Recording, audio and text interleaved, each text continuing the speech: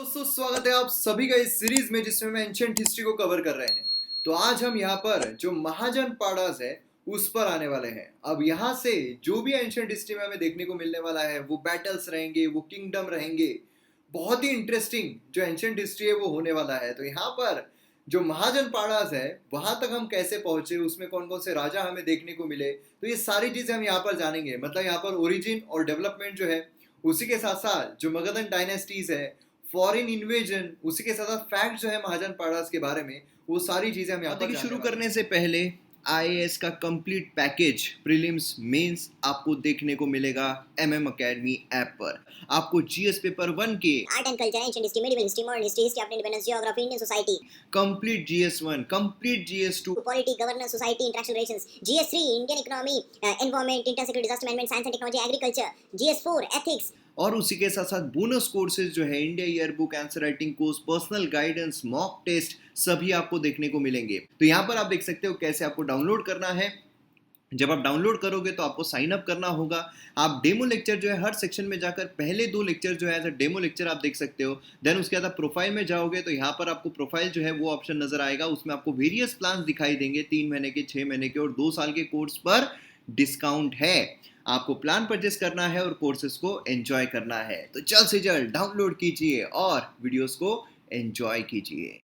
तो सबसे पहले तो महाजन पाड़ास जो उसका ओरिजिन और डेवलपमेंट हम देख लेते हैं।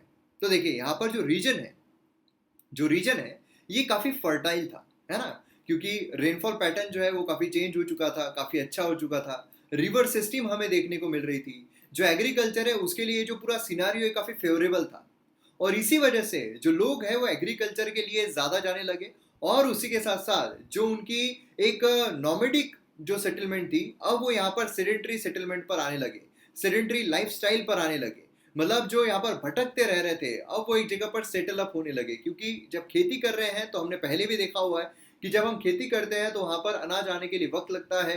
तो जब यहाँ पर हमने लगाया है तो फिर ये अनाज दूसरा क्यों खाएगा, तो हम यहाँ पर खाएंगे। तो इसके लिए क्या करेंगे, तो तात्पुरते टाइम के लिए झोपड़ी बनाकर रह लेते हैं, विलेज बनाकर रह लेते हैं, कम्युनिटी डेवलप होती गई, है ना।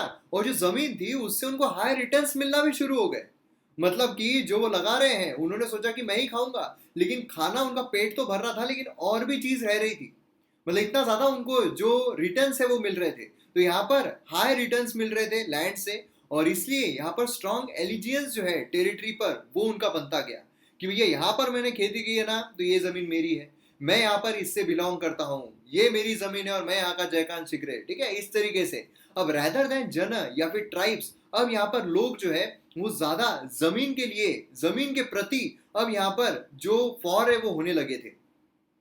परमानेंट सेटलमेंट जो है उसकी वजह से टेरिटरियल स्टेट्स फाउंड होने लग गए, मतलब जिसे हम जनपाड़ास कहते हैं। अब क्या हुआ कि भैया ये जो टेरिटरी है ना, ये टेरिटरी पूरी मेरी है, और यहाँ पर जो जनपाड़ास है वो क्रिएट होने लगे, ये लोग यहाँ के मेरे हैं। और इससे जो महाजन पाड़ास है वो क्रिएट हो गए। मतलब जो टेरिटरीज है स्टेट के वो बहुत लार्ज बन गई और उनको महाजन पाड़ास कहने लगे। और ये जो महाजन पाड़ास है ये बुद्धिस्ट स्टेट्स के हिसाब से अगर देखा जाए तो 16 इंडिपेंडेंट स्टेट्स, मतलब महाजन पाड़ास जो है वो हमें देखने को मिलते हैं। तो ये भी चीज काफी ज्यादा इंपॉर्टेंट है, ये भी आपको सीधे एग्जाम में आ सकती है। मतलब इन शॉर्ट अगर बोला जाए तो हमें कैसी सेटलमेंट्स देखने को मिली, तो ट्राइबल सेटलमेंट्स, उसके बाद ट्राइबल किंगडम्स हमें देखने को मिले, फिर जनपाड़ास देखने को मिले, और फिर महाजन पाड़ास देखने को मिले। तो इस तरीके से हम यहाँ पर महाजन पाड़ास तक पहुंचे हैं। तो अब समझ में आ गया जो हमने शुरुआत की थी ओल्ड स्टोन एज से, जहां पर नॉमेडिक लाइफस्टाइल थी, जहां पर लोगों का भटकना शुरू रहता था, वहां से लेकर हम महाजन पाड़ास तक कैसे पहुंचे। अब यहाँ पर हम देखते हैं ओरिजिन और डेवलपमेंट जो है महाजन पाड़ास का, ये कैसे हुआ। तो देखिए इसमें जब हम देखते हैं बर्थ ऑफ महाजन पाड़ास में, तो हमें देखने को मिलता है कि मोस्ट ऑफ द महाजन पाड़ास जो है उन्हें फोर्टिफाई किया गया। फोर्टिफाई का मतलब क्या होता है, देखिए क्या है कि अगर आपकी कोई टेरिटरी है, ठीक है, ये अगर आपकी टेरिटरी, आपका घर समझ लीजिए ना, आपका घर समझ लीजिए, तो घर है, अगर आपने घर जो है वो खुले में रखा, कंपाउंड वॉल नहीं बांधी, तो कोई भी आकर अटैक कर सकता है, कोई भी आकर आपके घर को जब्त कर सकता है। अब उससे बचने के लिए आप क्या करते हो, आपके घर को एक कंपाउंड वॉल जो है वो बांध लेते हो, मतलब चारों तरफ से कंपाउंड वॉल हो गई जो आपको एक सिक्योरिटी प्रोवाइड करती है। उसी तरीके से जो किंगडम होता था वहां पर एक फोर्टिफिकेशन किया जाता था, मतलब फोर्ट बनाए जाते थे, फोर्ट जो है वो बांधे जाते थे, जिससे कि कोई भी अगर ऊपर चढ़ने की कोशिश करे उसको मुसीबत जाए। उसको वहां पर चढ़ना आसानी से ना आ सके। तो फोर्ट्स आपने सुना है ना, तो फोर्टिफाई जो किया जाता था, वो क्यों किया जाता था? उसके दो कारण थे। एक तो जो लोग हैं उनको प्रोटेक्ट करना है, किंगडम जो है उनको प्रोटेक्ट करना है, बाकी जो किंग है उनके इससे, क्योंकि बट ऑब्वियस है कि एक यहाँ पर कोई टेरिटरी है, दूसरे राजा की अगर नजर उस पर पड़ जाती है तो वो इसे जब्त करने की कोशिश करेगा। तो इसीलिए यहाँ पर फोर्टिफिकेशन जो है वो होता था। उसी के साथ साथ यहाँ पर रिच और पावरफुल टेरिटरी जो है वो भी दर्शाने के लिए, यहाँ पर जैसे आज होता है ना कि जो जितना ज्यादा अमीर रहा उसका बड़ा घर हमें देखने को मिलता है, मन्नत जलसा, है ना। तो उसी तरीके से उस टाइम पर भी अपनी रिचनेस जो है, पावरफुल जो है, वो दिखाने के लिए जो यहाँ पर लार्ज टॉल इंप्रेसिव वॉल्स जो है वो बनाए जाते थे। और यहाँ पर आप देख सकते हो कौन कौन से महाजन पाड़ास जो है वो देखने को मिलते हैं। पॉलिटिकल कॉन्फ्लिक्ट जो है महाजन पाड़ास में, इसके वजह से जो मगध है ये सबसे पावरफुल स्टेट बनकर उभरा। मगध मतलब यहाँ पर हमें देखने को मिलता है मगध। मगध जो है देखिए छोटे छोटे यहाँ पर बन गए थे, लेकिन उनमें कॉन्फ्लिक्ट जो है वो बढ़ता गया, बहुत ज्यादा कॉन्फ्लिक्ट होते गए। एक राजा दूसरे राजा की टेरिटरी को जब्त कर रहा था, उसी के साथ साथ यहाँ पर जितनी रिचनेस है उसके हिसाब से टेरिटरी जब्त की जा रही थी, जो लोग हैं उनको अपने ताबे में लिया जा रहा था, फोर्टिफिकेशन किया जा रहा था। और यही सब कारणों की वजह से जो मगध है ये सबसे पावरफुल बनकर उभरा। यहाँ पर आप मगध जो है वो देख सकते हो। अब आपके मन में सवाल आ रहा होगा कि ये सभी अगर जब उस टाइम पर अपनी पावर दिखा रहे थे या फिर फोर्टिफिकेशन कर रहे थे, तो फिर मगध जो है ये सबसे पावरफुल बनकर क्यों उभरा? तो उसके पीछे कुछ कारण थे। उसके पीछे कारण क्या थे कि मगध जो है उसको ज्योग्राफिकल एडवांटेज था। मतलब ज्योग्राफिकली ऐसा नहीं है कि उसके पास बहुत ज्यादा पैसा है इसीलिए वो सबसे पावरफुल बनकर उभरा, या फिर उनके लोग जो है बहुत ज्यादा सशक्त थे, उनके लोग बहुत ज्यादा पावरफुल थे इसलिए वो पावरफुल बनकर उभरा। उसको ज्योग्राफिकल पोजीशन उसकी ऐसी थी कि उसको अपने आप उसका एडवांटेज मिल गया। जैसे कि अगर आप जो मगध है वो देखोगे, मतलब आज के टाइम पर आप जो छोटा नागपुर प्लेट्यू है, जो बिहार है, वो वाला एरिया आप देख लीजिए जो खनिज से भरा हुआ है, जहां पर हमें जो गंगा रिवर है उसका कोर्स देखने को मिलता है।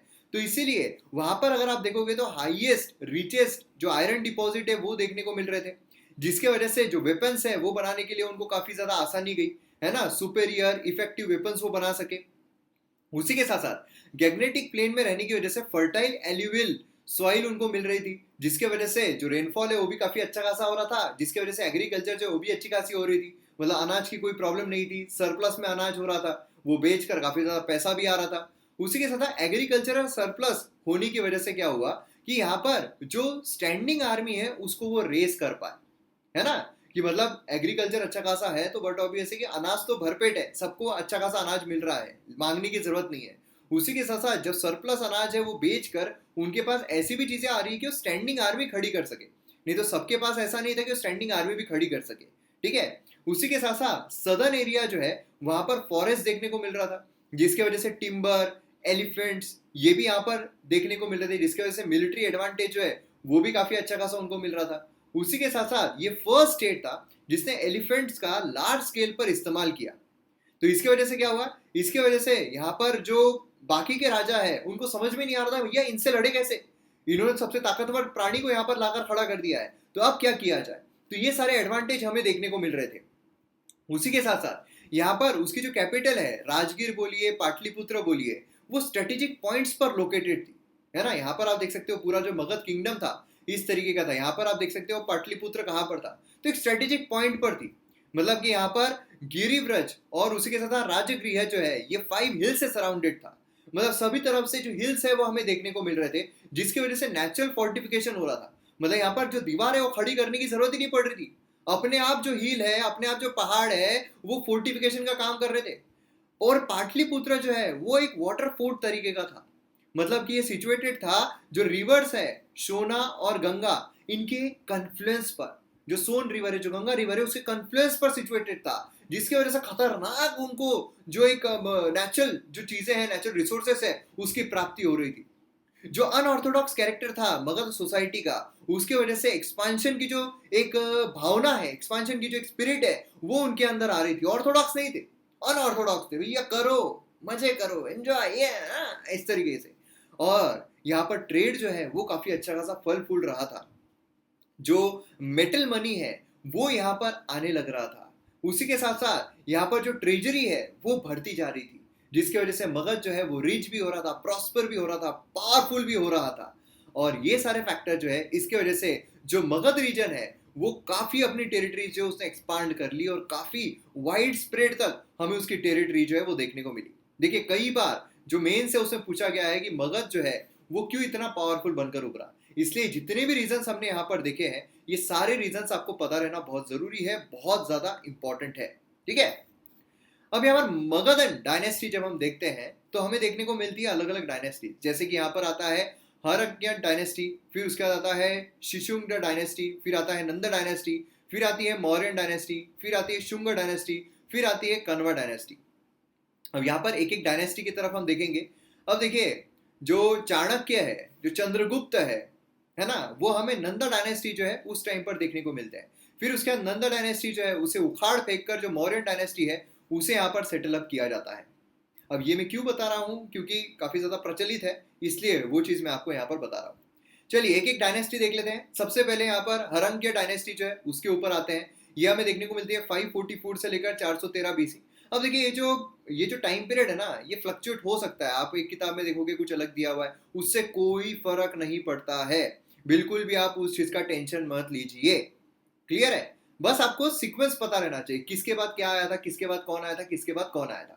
तो यहाँ पर ये जो डायनेस्टी के बारे में बात की गई बहुत इंपॉर्टेंट है, ये आप सीक्वेंस याद रख लीजिए। Haryanka dynasty, Shishunaga dynasty, Nanda dynasty, Mauryan dynasty, Shunga dynasty और कण्व डायनेस्टी। ठीक है, अब एक एक जब डिटेल में देखते हैं तो उनके राजाओं के बारे में पता रहना जरूरी है। सबसे पहले यहाँ पर जब हम हरंग्य डायनेस्टी देखते हैं तो हमें इस तरीके की ये जो है ये हरंग्य डायनेस्टी इतनी हमें देखने को मिलती है। यहाँ पर आप देख सकते हो कि इनमें जो राजा है वो कौन कौन से आए हैं। तो सबसे पहला राजा हमें बिंबिसार देखने को मिलता है। देखिए राजा बहुत इंपॉर्टेंट है, इनके नाम बहुत इंपॉर्टेंट है और इन्होंने क्या क्या टेक्निक का इस्तेमाल करके खुद का एक्सपांशन किया ये भी बहुत जरूरी है। अब देखिए याद मतलब मुझे नहीं लगता इतिहास में कोई भी चीज आपको बहुत दिमाग पर जोर लगाकर याद रखनी पड़ती होगी। ठीक है, टाइम पीरियड एक अलग बात है कि वो फैक्चुअल इंफॉर्मेशन है कि टाइम पीरियड आपको याद रखना है तो उसमें आप ज्यादा दिमाग लगा रहे हो वो अलग बात है। लेकिन जो राजा है उसने कौन कौन सी पॉलिसीज अपनाई थी, उसने किस तरीके से सोसाइटी को बड़ा किया था। देखिए ना ओल्ड स्टोन एज से आज तक जो हमने देखा हुआ है अभी तक, तो कितने आसानी से हमने सब कुछ याद रखा है। मतलब स्टार्टिंग में किस तरीके के लोग रहते, किस तरीके धीरे धीरे इवोल्यूशन हुआ है और इससे हमें ये पता चलता है कि आज जो हम इवॉल्व हुए हैं वो किस तरीके से हुए हैं, है ना। तो इसीलिए यहाँ पर जब हम देखते हैं राजाओं ने कौन कौन सी टेक्निक का इस्तेमाल किया था, कौन कौन से अलायंस का इस्तेमाल किया था, तो इससे हमें पता चलता है कि फिर जो ब्रिटिशर्स हैं मॉडर्न हिस्ट्री में जो ब्रिटिशर्स हैं उन्होंने भी कुछ पॉलिसीज अपनाई थी, अलायंस की पॉलिसी अपनाई थी, डिप्लोमेसी अपनाई थी, है ना। तो ये किस तरीके से उन्होंने अपनाई ये हम कंपेयर कर सकते हैं। उसी के साथ साथ आज जो पॉलिटिकल पार्टीज अलायंस या फिर डिप्लोमेसी बोलिए दूसरे कंट्रीज के साथ वो कैसे करती है वो भी हम सीख सकते हैं। तो इसीलिए काफी इंटरेस्टिंग हो जाता है। हमें याद रखने की जरूरत नहीं है, रट्टा नहीं मारना है, हमें समझना है, क्यूरियोसिटी बिल्डअप होनी चाहिए कि क्या क्या इसमें है। तो यहाँ पर सबसे पहला राजा आता है बिंबिसार, ठीक है, 544 से लेकर 492 बीसी। फिर उसके बाद आ जाता है अजातशत्रु, फिर उसके बाद आता है उड़ीन। तो ये तीन राजा यहाँ पर हमें देखने को मिलते हैं। तो एक एक राजा के बारे में देखते हैं। सबसे पहले हम बिंबिसार के बारे में जान लेते हैं। बिंबिसार जब हम देखते हैं तो यहाँ पर उसकी 3 प्रोलॉन्ग्ड पॉलिसी हमें देखने को मिलती है एम्पायर को एक्सपांड करने के लिए। मतलब उसने 3 पॉलिसी का इस्तेमाल किया अपने एम्पायर को एक्सपांड करने के लिए। कौन सी पॉलिसीज थी? पहली थी मैट्रिमोनियल अलायंस। क्या जबरदस्त पॉलिसी है, मतलब सोचिए आप क्या दिमाग लगाया उसने। उसने क्या सोचा कि देखो जो वैदिक एज आया था, लेटर वैदिक एज, उसमें जो महिलाएं हैं उनकी जो हालत थी वो डिग्रेड होती जा रही थी, है ना। और फिर उसके बाद जो महिलाएं हैं, जो विमेन है, उनकी हालत इतनी बड़ी हुई ही नहीं काफी टाइम तक। तो क्या था कि हमेशा जो राजा है, किंग है, उसका सबॉर्डिनेट माना जाता था जो क्वीन है उसको। अब ऐसे सिनारियो में आप खुद सोचिए कि कोई एक राजा है, बहुत बड़ा राजा है, और अगर उसकी बेटी से शादी कर ली जाए तो जो राजा है कभी हम पर हमला करेगा? नहीं करेगा, क्योंकि वो किंगडम तो मेरी बेटी का है, तो मैं कैसे उस पर हमला करूं। और जो राजा है उसकी बेटी का अगर विवाह होता है तो किंगडम भी उसका हो सकता है ना। तो मैट्रिमोनियल अलायंस उसने करना शुरू कर दिया। मतलब क्या है? मतलब ये है कि यहाँ राजा है, ठीक है, ये राजा है, इसकी ये टेरिटरी है, दूसरी टेरिटरी उसको ये देखने को मिलती है, ये टेरिटरी पर कब्जा जमाना है, फिर ये टेरिटरी से खतरा है, तो फिर क्या है, यहाँ पर एक सुंदर कन्या है, सुंदर कन्या है, इसके साथ शादी कर लो, शादी कर लेंगे तो ये कभी टेरिटरी पर हमला नहीं करेगा, मतलब ये टेरिटरी इस किंगडम से तो सिक्योर्ड हो गई। ये हो गया मैट्रिमोनियल अलायंस। दूसरा है फ्रेंडशिप विद स्ट्रॉन्ग रूलर्स। जो बड़े स्ट्रॉन्ग रूलर्स है, ताकतवर रूलर्स है, उसके साथ दोस्ती बना लो। और एक बार अगर दोस्ती हो गई तो फिर दुश्मनी की जरूरत क्या है। जब दोस्त बनाकर काम हो सकता है तो दुश्मनी क्यों करे, और यही पॉलिसी बिंबिसार ने अपनाई थी। फिर उसके बाद कॉन्क्वेस्ट ऑफ वीक नेबर्स, मतलब यहाँ पर क्या है, यहाँ पर जो किंगडम है, जो टेरिटरी है, वो तो हमने शादी करके उसके साथ अलायंस बना लिया। जो स्ट्रांग रूलर है उसके साथ तो हमने दोस्ती बना ली, और जो वीक है आजू बाजू के उसको तड़प लो, उसको तो अपना बना लो। तो ये 3 पॉलिसी का इसने इस्तेमाल किया था। देखिए क्या सटीक पॉलिसी है ना, क्या जबरदस्त पॉलिसी है। और उसी के साथ साथ ये फाउंडर थे बिंबिसार, ठीक है, हरंक्य डायनेस्टी के, और 52 साल तक इसने रूल किया था। उसी के बिंबिसार जो है मगध को एक पैरामाउंट पावर बना दिया था। कैपिटल जो है इसकी राजगृह हमें देखने को मिल रही थी, जो 5 हिल से सराउंडेड है। उसी के साथ साथ contemporary of Buddha and Mahavira इसे माना जाता है। तो ये चीज काफी ज्यादा इंपॉर्टेंट है। और एक जो बहुत फैक्चुअल इंफॉर्मेशन है और प्रीलिम्स पर्सपेक्टिव से इंपॉर्टेंट है कि बिंबिसार की रॉयल फिजिशियन देखने को मिलते थे जिसका नाम था जीवा का, ठीक है। तो ये काफी इंपॉर्टेंट है। तो बिंबिसार का रॉयल फिजिशियन था, तो इसका नाम आपको पूछ सकते हैं किसी एग्जाम में। फैक्चुअल इंफॉर्मेशन है, मतलब मोस्टली ये आप बोल सकते हो group B, group C, group D की जो एग्जाम है उसके लिए काम आ सकता है। नेक्स्ट है अजात शत्रु, ठीक है। अजात शत्रु, इसके बारे में जब हम देखते हैं तो हमें क्या देखने को मिलता है, ये सन है बिंबिसार का, मतलब जो बिंबिसार है उसके बाद उसका पुत्र हमें देखने को मिलता है अजात शत्रु। अब देखिए ऐसा एक मुहावरा बोला जाता है कि अगर किसी बेटे की अपने बाप से पटती नहीं है तो बोला जाता है तो अजाता शत्रु है क्या। तो ऐसा बोला जाता है। क्यों बोला जाता है, क्योंकि यहाँ पर जो अजाता शत्रु है उसने यहाँ पर पेट्रीसाइड जो है वो लाया, उस पर उसका बिलीव था। मतलब क्या, मतलब कि अपने को किंगडम चाहिए। जब तक अपने पप्पा किंगडम है, किंगडम पर राज कर रहे हैं, राजा है, तब तक अपने को मिल नहीं सकता है, लेकिन अपने को चाहिए तो अभी, इसलिए क्या करो, अपने फादर को मार डालो। मतलब क्या है कि यहाँ पर उसे बिलीव किया था कि फादर को ही मार डालो जिससे कि थ्रोन जो है अपने ताबे में आ जाए, अपन वहां के राजा बन जाए।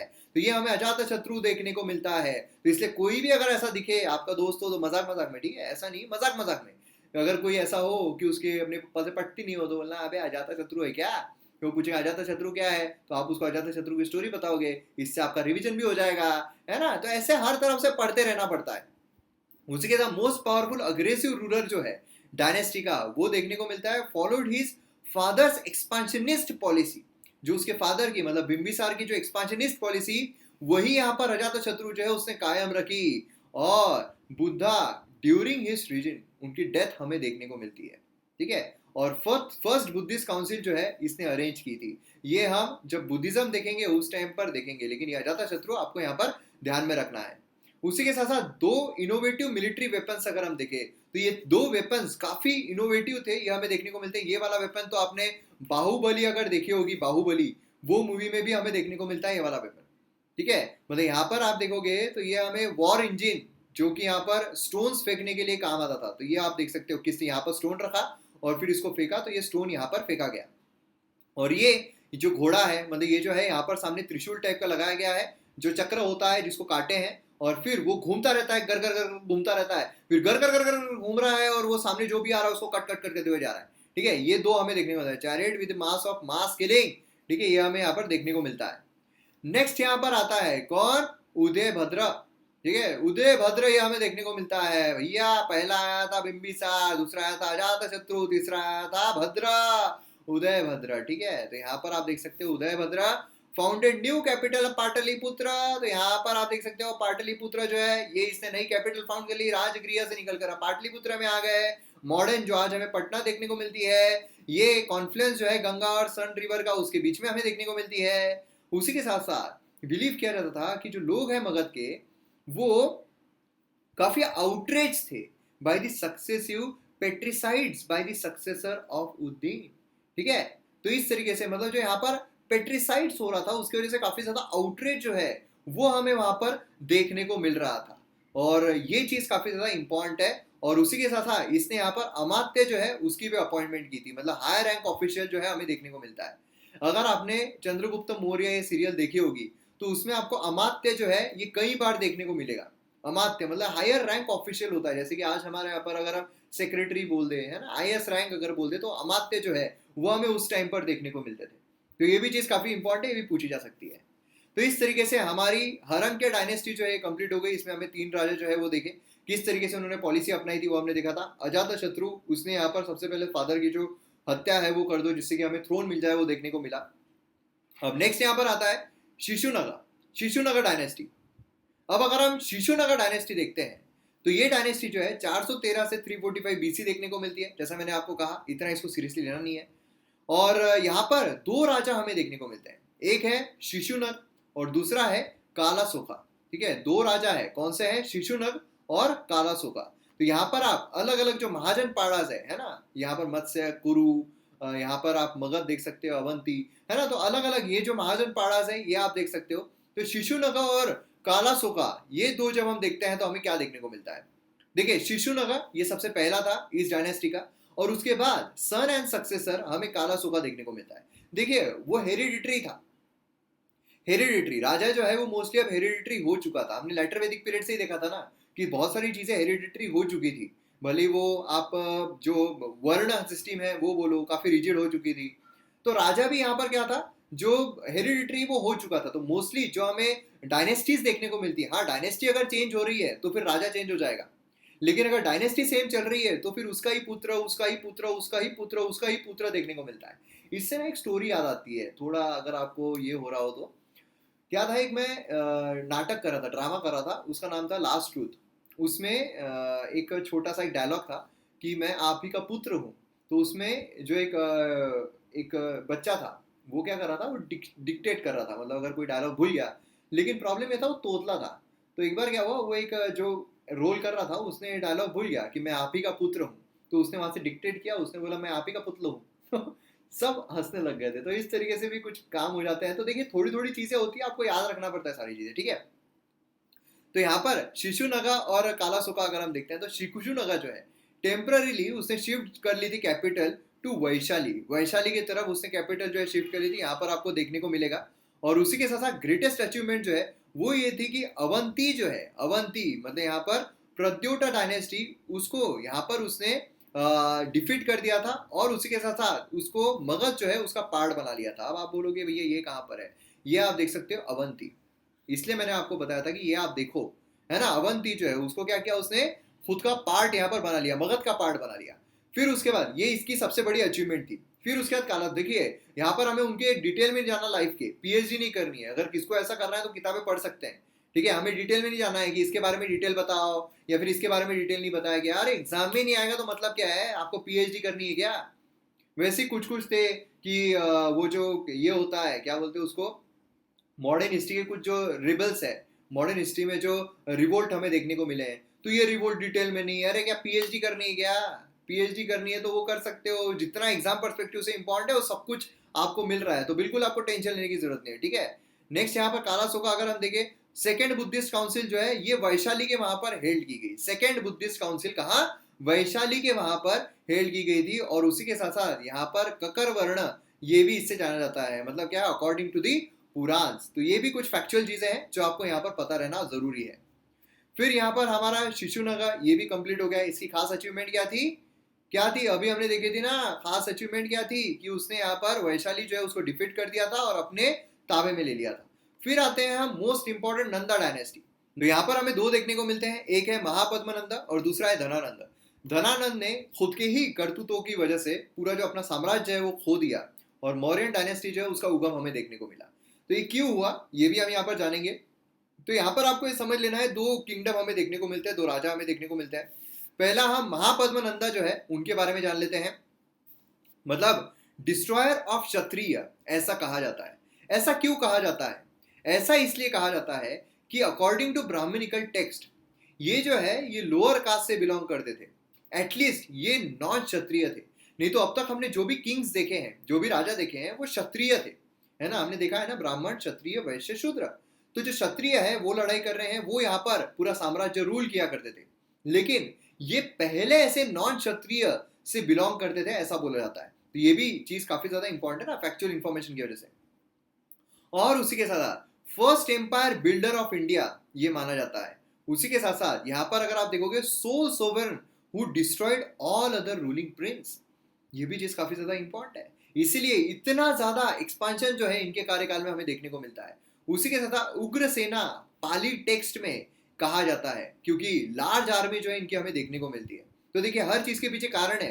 यहाँ पर वॉट क्या है, उग्र सेना पॉलिटिक्स में कहा जाता है। लेकिन क्यों, उसका रीजन है कि लार्ज आर्मी हमें देखने को मिलती है। फर्स्ट नॉन क्षत्रिय डायनेस्टी हमें देखने को मिलती है, कौन सी, तो नंदा डायनेस्टी, ठीक है। फिर उसके बाद धनानंद आते हैं। धनानंद अगर बोला जाए, अगर देखा जाए, अगर जो इतिहास है उसके बारे में देखा जाए, धनानंद जो है इसने भी अपने जो फादर है उनकी हत्या करके जो थ्रोन है उसकी प्राप्ति की थी, और अपने बहुत सारे जो भाई है उनकी भी हत्या करके थ्रोन है उसकी प्राप्ति की थी। धनानंद के बारे में अगर मैं आपको बताऊं तो मैं आपको इसके बारे में पूरे 1 घंटे तक लेक्चर दे सकता हूं, क्योंकि जो चाणक्य है उनको मैं बहुत अच्छे से फॉलो करता हूं, और उनकी स्टोरी जो है काफ़ी, उनकी जो सीख है, उनकी जो स्टोरीज है काफ़ी ज़्यादा अच्छी तरीके से फॉलो करता हूँ। इसीलिए ये पूरी जो डायनेस्टी है इसके बारे में मैं आपको 1 घंटे तक लेक्चर दे सकता हूँ, लेकिन वही मैं बोल रहा हूँ कि हमको पीएचडी नहीं करनी है। बताने के लिए मैं हर टॉपिक पर, हर राजा के ऊपर 1-1 घंटा दे सकता हूँ, लेकिन ज़रूरत क्या है, वेस्ट ऑफ टाइम है ना। तो यहाँ पर it is believe that Alexander जो है उसने यहाँ पर पंजाब पर आक्रमण किया था, अटैक किया था। उसकी ह्यूज आर्मी थी। अलेक्जेंडर आप सभी को पता होगा, अलेक्जेंडर आया था कि पूरे साम्राज्य पर, पूरे पूरी दुनिया पर अपना साम्राज्य जो है वो जमाया जा सके। ह्यूज आर्मी थी। बोला जाता है कि उसने एक भी बैटल अपनी जिंदगी में कभी नहीं हारा, और उसी के साथ साथ वो भारत पर भी अपना कब्जा जमाना चाहता था। और उसी दौरान ये चीज जब चाणक्य को, जो एक स्कूल में शिक्षक थे, पढ़ाते थे, तो जब उनको पता चली तो उन्होंने धनानंद के पास गए। और धनानंद, क्योंकि उस टाइम पर मगध एक बहुत बड़ा साम्राज्य था, इसीलिए उनको ये लग रहा था कि सिर्फ मगध जो है ये अलेक्जेंडर को रोक सकता है भारत में आने के लिए, क्योंकि उनका सपना था अखंड भारत का। और इसीलिए वो यहाँ पर धनानंद के पास गए।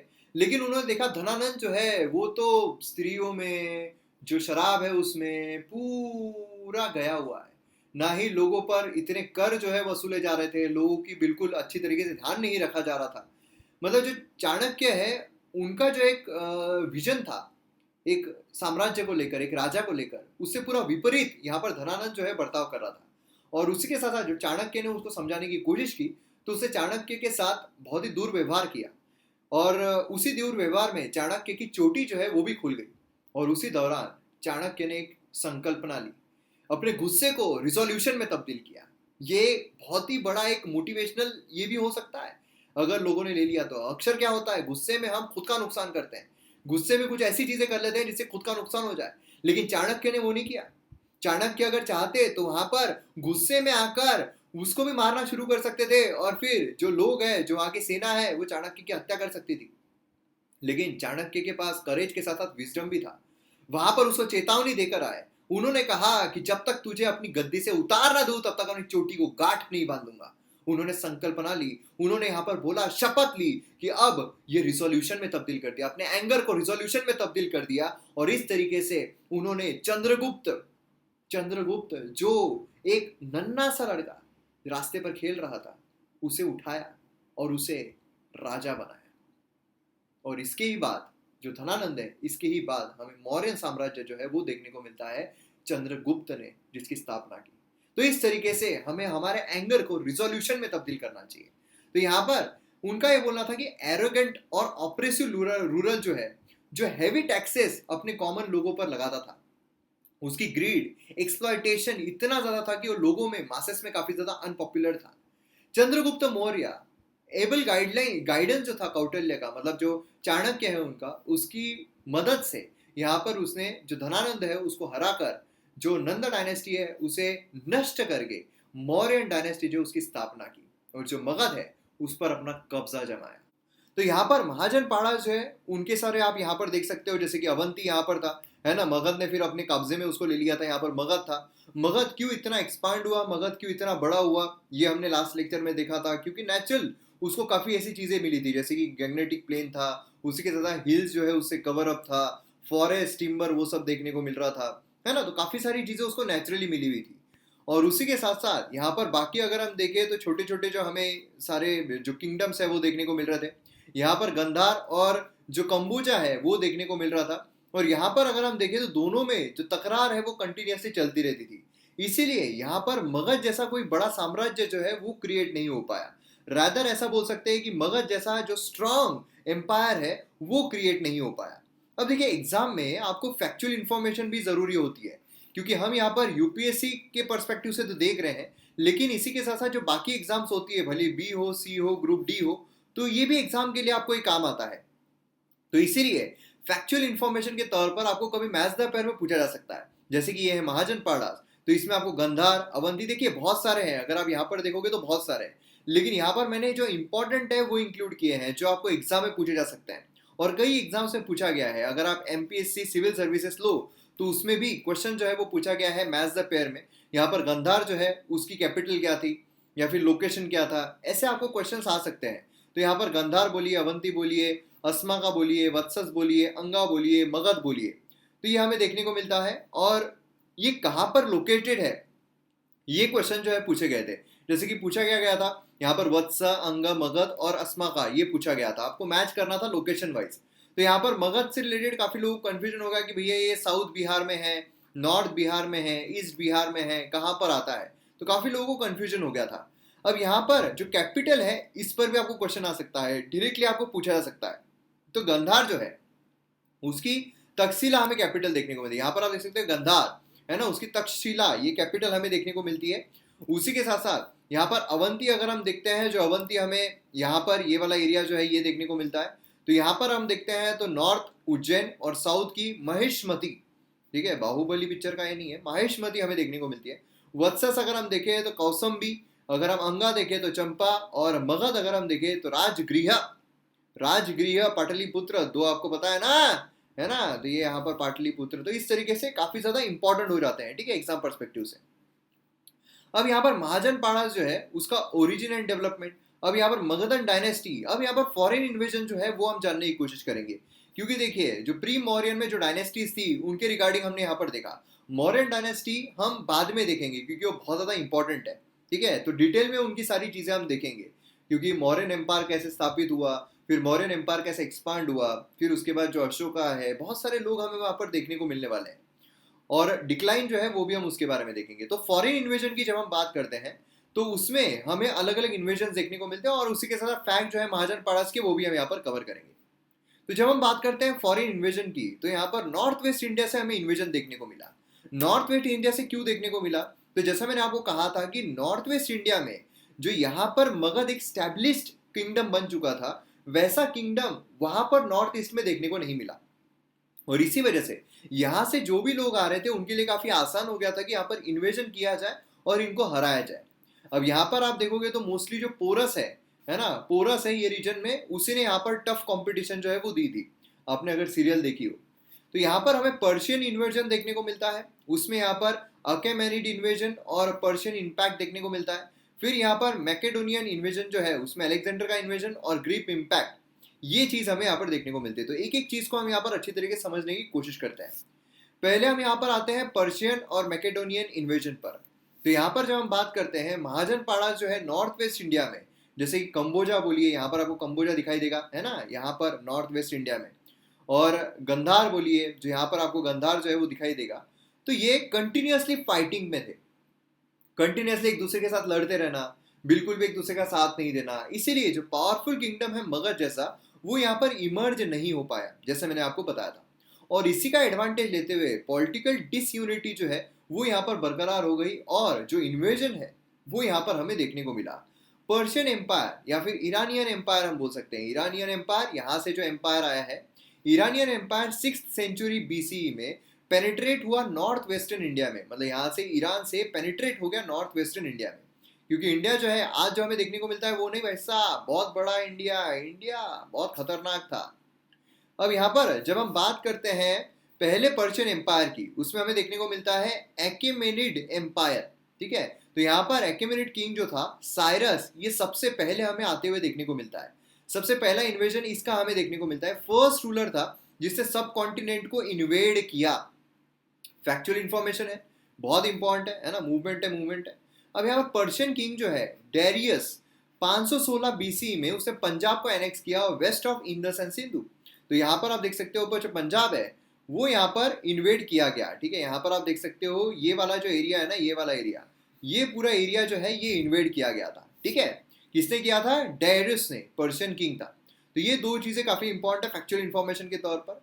उसी के साथ साथ Alexander till Alexander invasion around 330 BC north west सब पार्ट जो है कॉन्टिनेंट का वो पर्शियन रूल के अंडर में आ चुका था।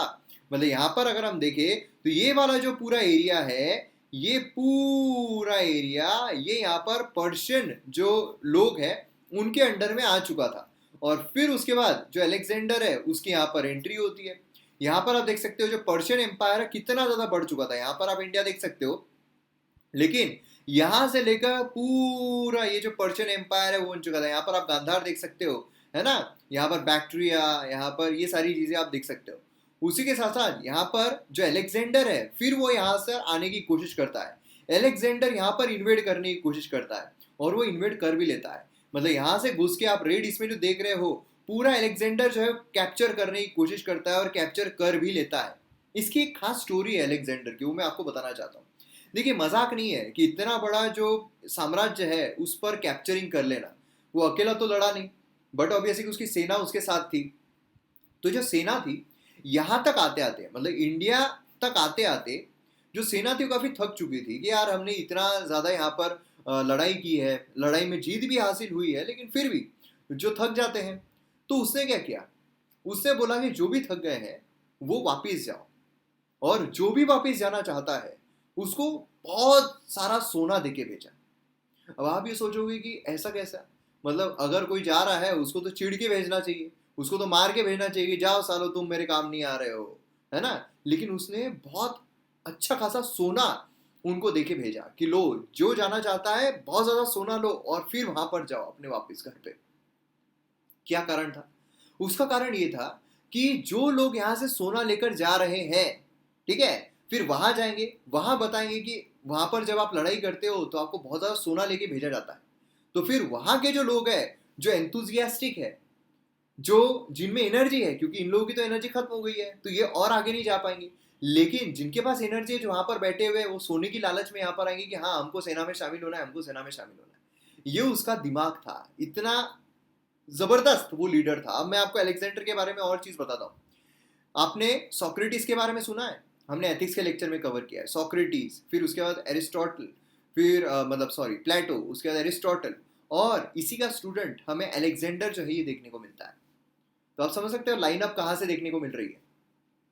तो ये चीज यहाँ पर हमें देखने को मिलती है, ठीक है। तो अलेक्जेंडर ने क्या किया, अच्छा खासा यहाँ पर कैप्चर कर लिया, एकदम इंडिया के तट पर आ गया, और ये सभी को पता था कि इंडिया में वो एंट्री मार सकता है क्योंकि इतना स्ट्रॉन्ग एम्पायर जो है वो हमें नॉर्थ वेस्ट में देखने को नहीं मिल रहा था, और सभी को ये डर था कि अलेक्जेंडर आ जाएगा। लेकिन उसी बीच जो पोरस है वो अच्छा खासा यहाँ पर टफ कॉम्पिटिशन जो है वो अलेक्जेंडर को देता है, लेकिन अलेक्जेंडर जो है वो उसे डिफीट कर देता है काफी टफ लड़ाई के बाद। लेकिन पूरी तरीके से, क्योंकि इतनी सेना हार चुकी थी, इतनी सेना मतलब थक चुकी थी अलेक्जेंडर की, कि अब वो मगध जैसे बड़े एम्पायर की तरफ घुसने की उसने कोशिश ही नहीं की। और फिर उसके बाद कई थियरीज दी जाती है, जो अलेक्जेंडर है उसकी डेथ हो गई, वहीं पर डेथ हो गई, या फिर जो अलेक्जेंडर है उसकी ले जाते हुए वापस जब वो जा रहा था तब डेथ हो गई। तो ऐसे कई थियरीज निकलती है।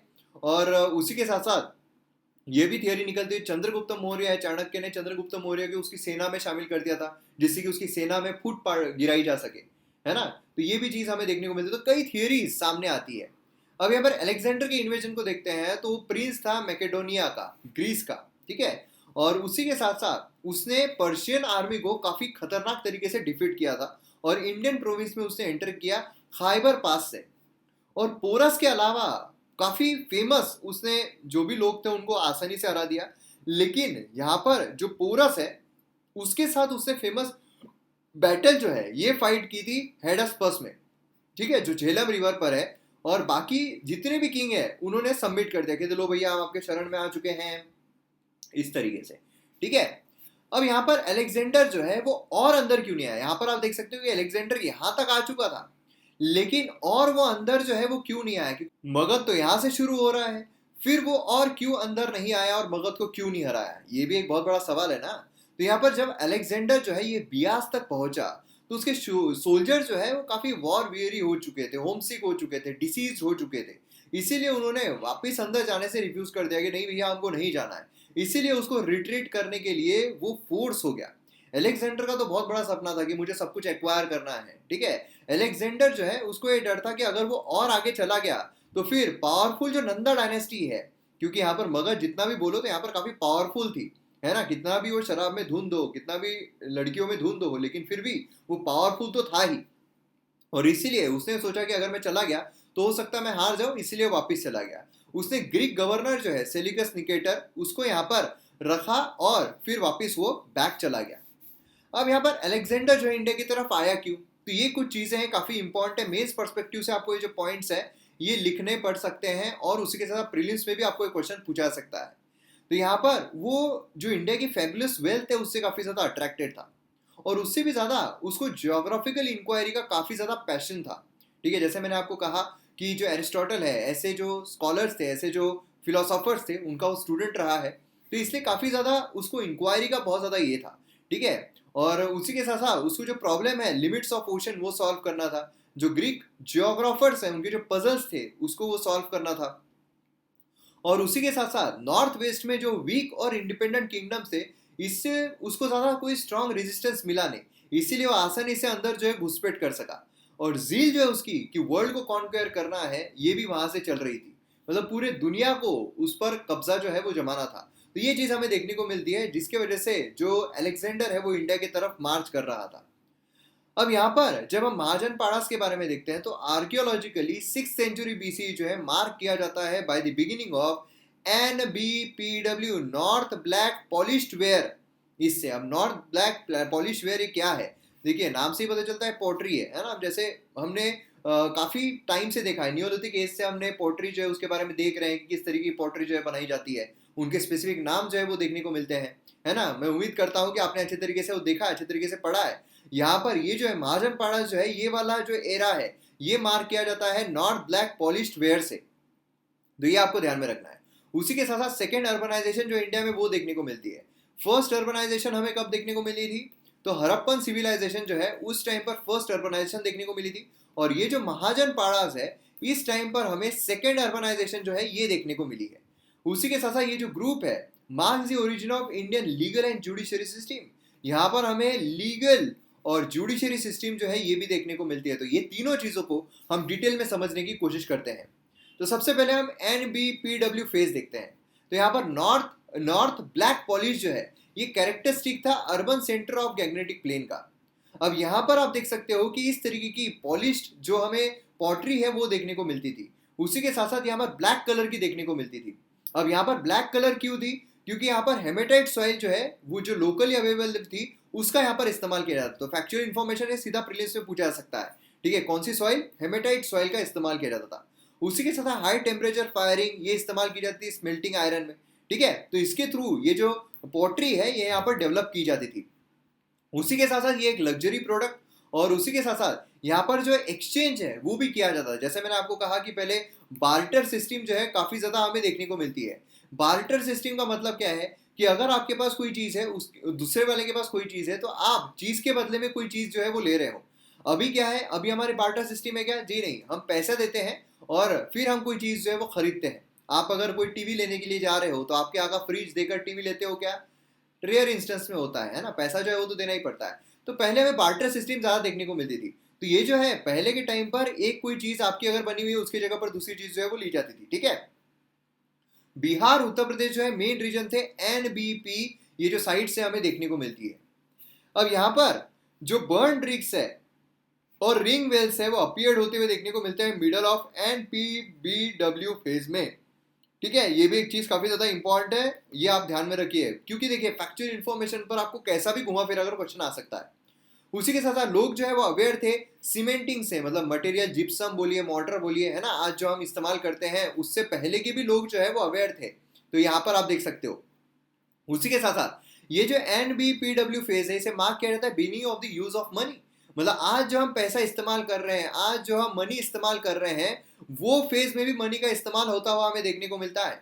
ठीक है, as a punched mark coins, यहाँ पर आप देख सकते हो पंच्ड मार्क कॉइन्स जो है वो हमें यहाँ पर देखने को मिलते हैं, जो कि पहले अर्लियर कॉइन्स जैसे पीस ऑफ मेटल जो है पंच किए जाते सर्टन मार्क से, जैसे कि हिल्स बोलिए, ट्री बोलिए, बुल बोलिए, फिश। यहाँ पर आप देख सकते हो कुछ ट्री का मार्क किया गया है, बुल का मार्क किया गया है ना, इस तरीके से एलिफेंट्स बोलिए, तो ऐसे ऐसे मार्क जो है वो किए जाते थे। और उसी के साथ साथ made of silver few copper coins जो है वो भी फाउंड किए गए हैं। तो इस तरीके से कॉइनिंग सिस्टम जो है वो भी यहाँ पर हमें देखने को मिलती है। फिर नेक्स्ट, अब यहाँ पर सेकेंड अर्बनाइजेशन। अब सेकेंड अर्बनाइजेशन हुई थी ये हम कैसे बोल सकते हैं, फर्स्ट अर्बनाइजेशन तो ठीक है हमें कहाँ देखने को मिला था, हमें हड़प्पन सिविलाइजेशन में देखने को मिला था। अब वो अर्बनाइजेशन था हमें कैसे देखने को मिलता है, एक तो कंस्ट्रक्शन पॉइंट ऑफ व्यू से भी, और उसी के साथ साथ हमें वहां पर जो ट्रेडिंग है उससे भी पता चलता है। क्योंकि जहां जहां पर अर्बनाइजेशन नहीं था, जहां जहां पर रूरल इकोनॉमी थी, वहां पर हमें सिर्फ प्राइमरी और सेकेंडरी सिर्फ ट्रेडिंग देखने को मिल रही है, मतलब प्राइमरी सेकेंडरी एक्टिविटी देखने को मिल रही है। थर्ड जो एक्टिविटी है, टर्शरी एक्टिविटी, मतलब जो ट्रेड है, वो देखने को नहीं मिल रहा है। अगर आप वैदिक एज देखोगे तो वहां पर नहीं था, हड़प्पन एज में हमें टर्शरी एक्टिविटी देखने को मिल रही थी।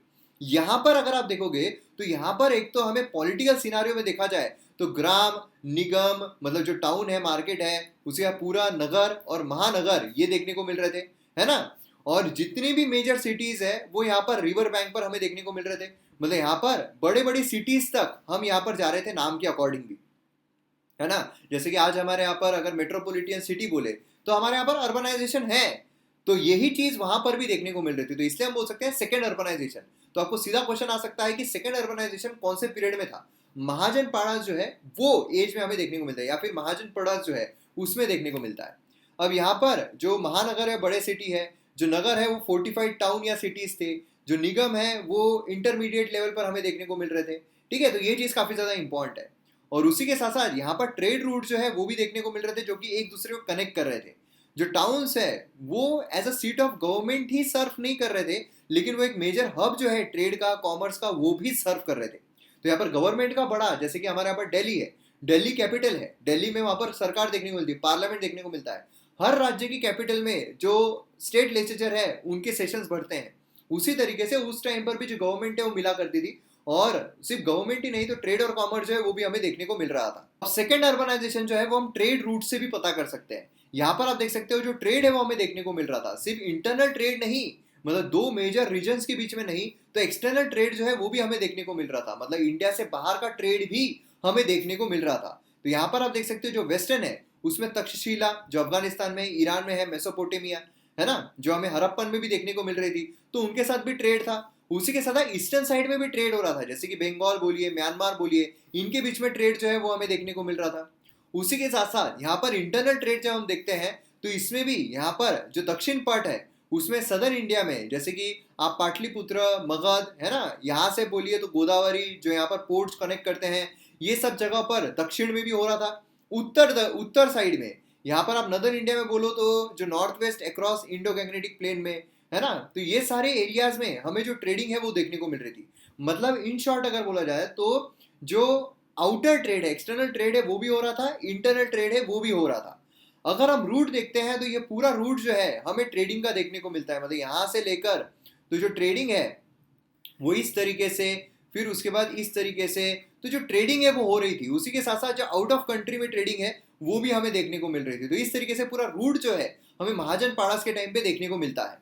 अब आपके मन में सवाल आ रहा होगा, और आना भी चाहिए, कि ट्रेडिंग जब हो रही थी तो इंपोर्ट एक्सपोर्ट हो रहा होगा, आज भी हम इंपोर्ट एक्सपोर्ट करते हैं, तो उस टाइम पर क्या इंपोर्ट एक्सपोर्ट करते थे? तो ये सारी चीजें इंपोर्ट एक्सपोर्ट की जाती थी। अगर हम इंपोर्ट की बात करें तो उसमें प्रीशियस स्टोन्स जैसे कि गोल्ड हो गया, लापीज हो गया, जाडे हो गया, सिल्वर हो गया, तो ये सब किया जाता था। आज भी मोस्ट ऑफ द चीजें की जाती है। एक्सपोर्ट अगर हम देखें तो फिनिश क्राफ्ट जैसे कि आइवरी प्रोडक्ट हो गए, टेक्सटाइल गुड्स हो गए, सैंडल गुड्स हो गए, है ना, तो ये सारे एक्सपोर्ट में हमें देखने को मिलता था। तो कभी कभार क्या है कि आपको ऐसे क्वेश्चंस भी आ सकते हैं कि नीचे दिखे में से महाजन पाड़ास में एक्सपोर्ट कौन कौन सी चीजें होती थी, या इंपोर्ट जो है वो कौन कौन सी चीजें होती थी। तो इसलिए ये भी चीज आपको पता रहना जरूरी है। ट्रेड जो है फैसिलिटेट किया जाता है यूज ऑफ मनी, जिसे निष्क या फिर सतमन जो है ये कहा जाता था। तो ये भी नाम जो है काफी ज्यादा इंपॉर्टेंट है। एंशियंट टाइम्स में महाजन पाड़ास में जो निष्क है ये टर्म किसके लिए रेफर की जाती थी, ऐसे क्वेश्चंस आपको आ सकते हैं। उसी के साथ सेकेंड अर्बनाइजेशन, अगर आप फंक्शनरीज देखें जैसे कि आर्टिशियंस और क्राफ्ट्समैन देखें तो इसमें हमें प्रीशियस स्टोन्स जैसे कि गोल्ड, ये सारी चीजें देखने को मिलती है। मर्चेंट क्लास हमें देखने को मिल रहा था, जिसमें हमें सेट्टी, देखिए नाम जो है ना इंपॉर्टेंट होते हैं, सेट्टी बोलिए, वसास बोलिए, ये जो हाई लेवल बिजनेसमैन थे जो कि यहाँ पर ट्रेड और मनी लेंडिंग जो है उससे एसोसिएटेड थे। आज भी हम बोलते हैं ना भैया ये तो सेठ है ना, सेठ है, क्यों? उनका सामने निकला हुआ पेट है। तो ये सेठ ही हमें देखने को मिलते थे। वैसा जो मर्चेंट स्ट्रीट्स थे ये हमें देखने को मिलते हैं, आप यहाँ पर देख सकते हो। उसी के साथ एडमिनिस्ट्रेटिव ऑफिशियल्स भी थे। अब यहाँ पर ट्रेड हो रहा है तो जैसे आज हमारे यहाँ पर टोल लगाए जाते हैं, है ना, उस तरीके से एडमिनिस्ट्रेटिव ऑफिशियल्स भी थे, मतलब कस्टम ऑफिशियल्स हमें देखने को मिलते थे, जिनका नाम था कमिकाज। तो ये भी नाम आपको पूछा जा सकता है। उसी के साथ टोल ऑफिशियल जो है वो टैक्सेस लेवी करते थे मर्चेंडाइज पर। स्पेशल रॉयल ऑफिशियल जो है जिनको राजभज कहा जाता था, वो डेप्यूटेड थे to safeguard the lives and property of travellers. तो ये भी चीज काफी इंपॉर्टेंट है, ठीक है। तो ये एडमिनिस्ट्रेटिव ऑफिशियल्स के नाम भी आपको पता रहना बहुत जरूरी है। उसी के साथ साथ हमें लास्ट में लीगल सिस्टम जो है वो भी देखने को मिल रही थी। लीगल सिस्टम जी यहाँ पर इजाद हो गई थी। लीगल सिस्टम काफी ज्यादा बायस थी हायर इसके तरफ, जैसे कि हमने देखा था जो वर्ण सिस्टम थी, है ना। वर्ण सिस्टम में अगर हम देखें तो ब्राह्मण्स, फिर उसके बाद क्षत्रिय, फिर उसके बाद वैश्य, फिर उसके बाद शूद्र हमें देखने को मिलते थे, है ना। तो ये जो सिस्टम थी इसमें जो अपर क्लास है उसके लिए काफी ज्यादा बायस थी। मतलब यहाँ पर अगर आप देखोगे जो वर्ण सिस्टम है वो स्ट्रांगली अंदर पूरी घुस चुकी थी, पूरी की पूरी हो चुकी थी सोशल लाइफ में। तो लीगल सिस्टम जो है वो भी पार्शियली यहाँ पर हायर वर्ण जो है उनकी तरफ झुकी हुई थी। हायर वर्ण जो उनको कंसिडर किया जाता था प्योरर, इसलिए कोई भी यहाँ पर जो शूद्र है वो यहाँ पर कोई ला नहीं सकता है कि भैया तुम उनके अगेंस्ट में कैसे, उनको तो पूरा नॉलेज है, उनको तो पूरा ज्ञान है, तो कभी गलत नहीं हो सकते हैं। क्राइम्स जो है कमिट किए जाते थे by Shudra against Brahmans and there were punish severely. लेकिन जो क्राइम्स कमिट किए जाते थे अगेंस्ट शूद्र उनको काफी लाइटली पनिश किया जाता था। तो ये हमें लीगल सिस्टम की जो बायसनेस है ये वहां पर देखने को मिलती थी। तो ये भी चीज काफी ज्यादा इंपॉर्टेंट है, आपको ध्यान में रखना है। तो यहाँ पर हमारा जो महाजन पाड़ास है उसके रिगार्डिंग जो भी इंफॉर्मेशन है वो यहाँ पर कंप्लीट होती है। तो इसको हम प्री मौर्यन एरा भी बोल सकते हैं। अब यहाँ पर नेक्स्ट इसमें हम जो मौर्यन एम्पायर है उसे कवर करेंगे, post Mauryan empire, Gupta period, तो ये सारी चीजें हम कवर करेंगे। उसी के साथ साथ जो रिलीजियस एस्पेक्ट्स है जैसे कि बुद्धिज्म हो गया, जैनिज्म हो गया, वो भी हमें कवर करना है। तो इस तरीके से हमारी एंशिएंट हिस्ट्री जो है वो कवर होगी, संगम एज, तो बहुत सारी चीजें और कवर करनी है, काफी कॉम्प्रिहेंसिव अच्छे तरीके से कवर करेंगे। तो मिलते हैं अगले वीडियो में। जय हिंद।